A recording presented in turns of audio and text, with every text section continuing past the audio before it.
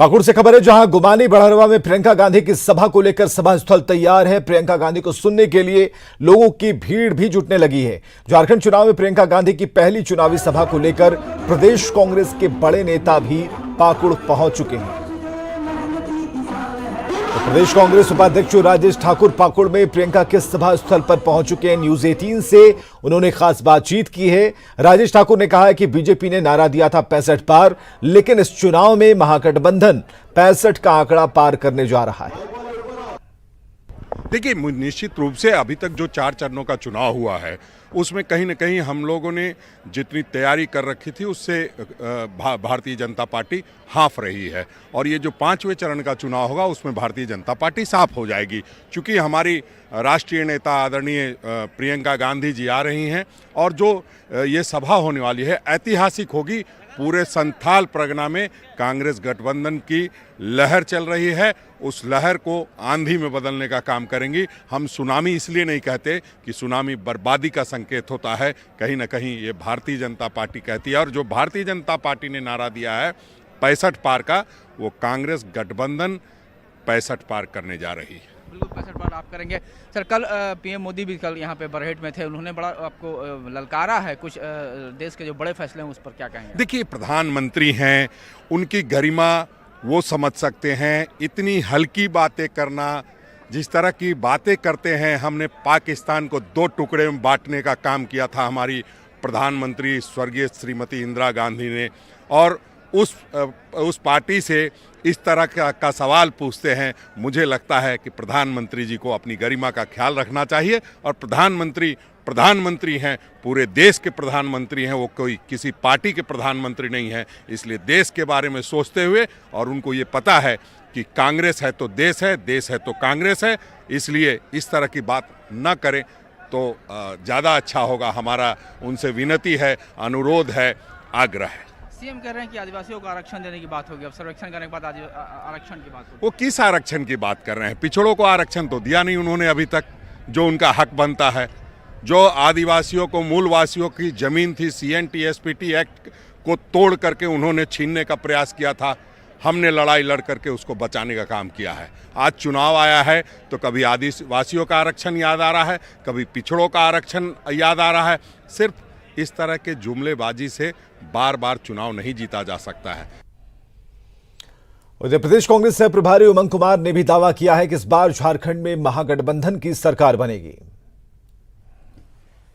झारखंड के सभी कांग्रेस के कार्यकर्ता इस बात को लेकर जोश में कि प्रथम बार झारखंड के अंदर विधानसभा चुनाव में आ रही है, तो निश्चित तौर से कार्यकर्ताओं में जोश है और इसका हमको परिणाम आने वाले समय में 20 तारीख की वोटिंग में मिलेगा। उत्तर प्रदेश कांग्रेस अध्यक्ष रामेश्वर उरांव भी प्रियंका गांधी की चुनावी सभा में शामिल होने के लिए पाकुड़ पहुंच गए हैं। पाकुड़ जाने के दौरान रामेश्वर उरांव ने दुमका में यह दावा किया कि अब तक हुए 4 चरणों के चुनाव में महागठबंधन को बढ़त है। रामेश्वर उरांव ने यह भी दावा किया है कि इस बार हेमंत सोरेन के नेतृत्व में झारखंड में सरकार बनेगी। चारों चरण में जहां चुनाव हो चुके हैं, गठबंधन मेजॉरिटी में आ रही है। संख्या नहीं बताएंगे, लेकिन इतना आपको बताएंगे, जो असेसमेंट हम लोगों का है उसके अनुसार हम लोग आगे हैं। बीजेपी और ISU दोनों से आगे हैं। अब 5वां चरण में भी हम आगे रहेंगे, ऐसी उम्मीद लोगों ने हमें बताया है, लोगों की उम्मीद है।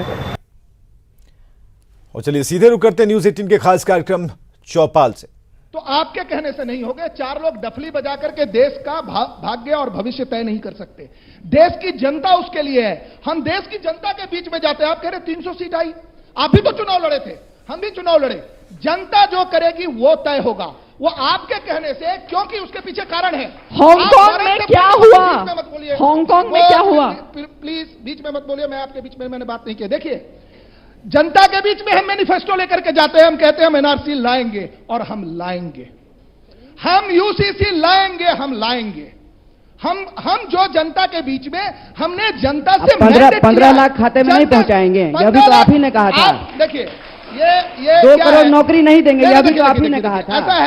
आप ही ने कहा था कि किसानों की आमदनी दुगनी हो जाएगी, ये भी तो आप ही ने कहा था। आप क्या है ये सब भी आप ही के मुद्दे हैं। मेरा कहना है हम मैंडेट लेकर के गए थे, जनता ने हमको दिया है। आपका सवाल बीच में एक मिनट आपका सवाल क्या है कि वो वादे जो हैं हम वादे पूरा करें। पहले कल तक ये कहते थे अरे बीजेपी की सरकार है, ये आर्टिकल 370 को छू नहीं सकती, राम मंदिर में कुछ हो नहीं सकता, धारा 370 हटेगा नहीं, सब कुछ होगा। और मैं आपसे बार बार कह रहा हूं, बस खाली 15 लाख आपके खाते में नहीं आएगा, 2 करोड़ नौकरी नहीं मिलेगी। आप देखिए ऐसा है ना, मैं क्या करूं, 15 लाख का विषय पर आज कोई डिबेट हम कर नहीं रहे। मैंने ये कहा है द्रोह काल है, राम विमुख हाल तुम्हारा होगा। मैं लिख के दे रहा हूं, जो देश के द्रोही है उनके कुल में कोई रोने के लिए भी नहीं बचेगा। मैं बार बार आपको कह रहा हूं, आप बीच में चिल्ला रहे, मुझे समय दिया गया, दोनों लोग बीच में बोल रहे, अरे भैया आप क्यों डर रहे हैं?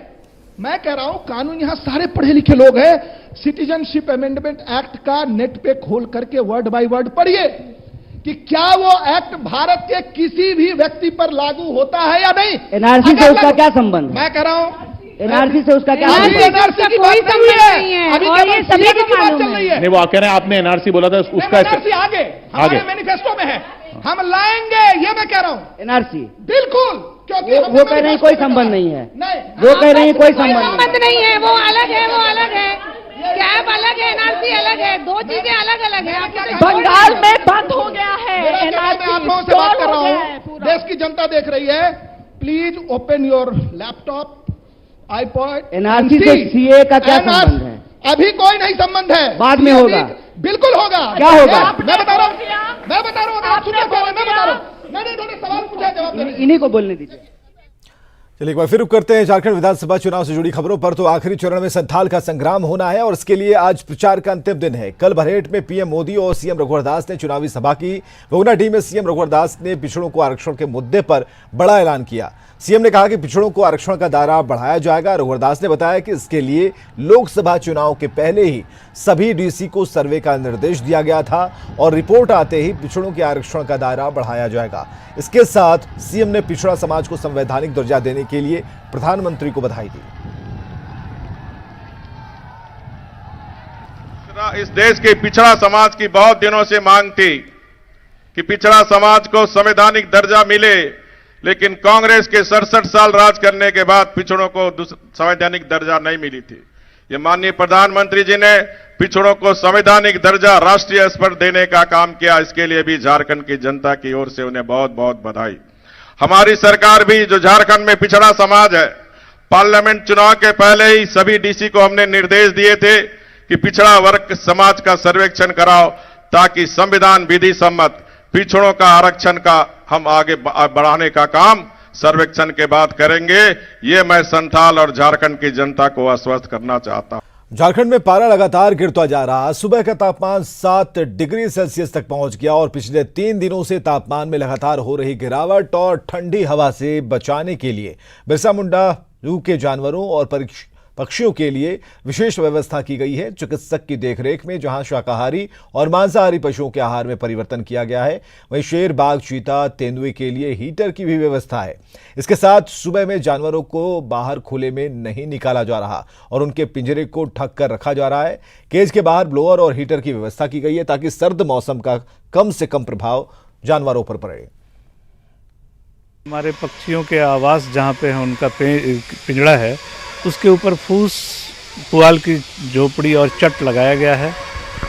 हाई पावर बल्ब्स लगा दिए जाते हैं, रात को सब जला दिया जाता है कि एक इन्वायरमेंट, गर्म लोकल टेम्परेचर उनको मिल जाए।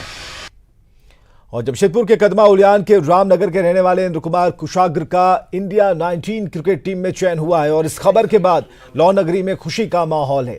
कुशाग्र 19 दिसंबर को साउथ अफ्रीका के लिए रवाना होने वाले हैं और कुशाग्र और उनके परिवार से बात की हमारे सहयोगी रंजीत कुमार ओझा ने। लौ नगरी जमशेदपुर के लिए एक खुशी खबरी की बात है, जहां की कुमार कुशाग्र जो है वो इंडियन अंडर 19 टीम में उनका सिलेक्शन हुआ है, जिसको लेकर के उनके परिवार में काफ़ी खुशी का माहौल है। हमारे साथ कुशाग्र जी हैं, उनसे जानते हैं कि किस तरह की तैयारी कर रहे हैं देश के नाम को रोशन करने के लिए। अच्छा लग रहा है, वर्ल्ड कप टीम में सिलेक्शन हुआ है तो अभी उसके लिए प्रिपरेशन चल रहा है।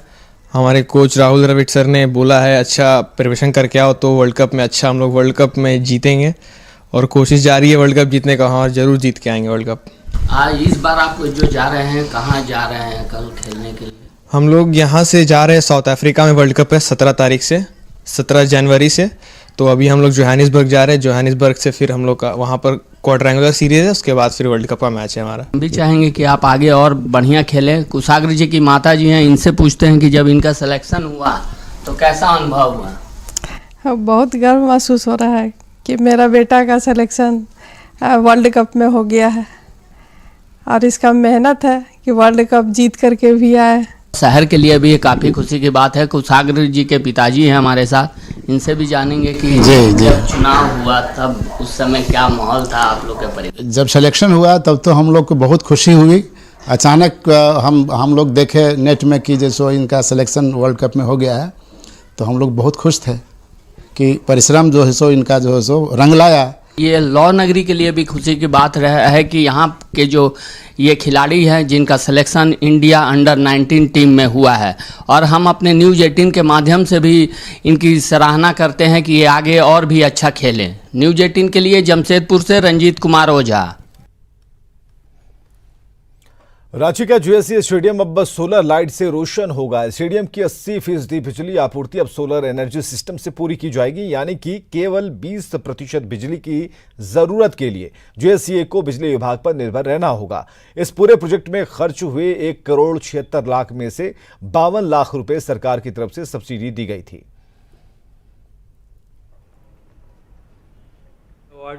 पीक का ये सोलर सिस्टम हमने लगाया है जिसके 8 यूनिट्स हैं, मतलब 50-50 किलोवाट के।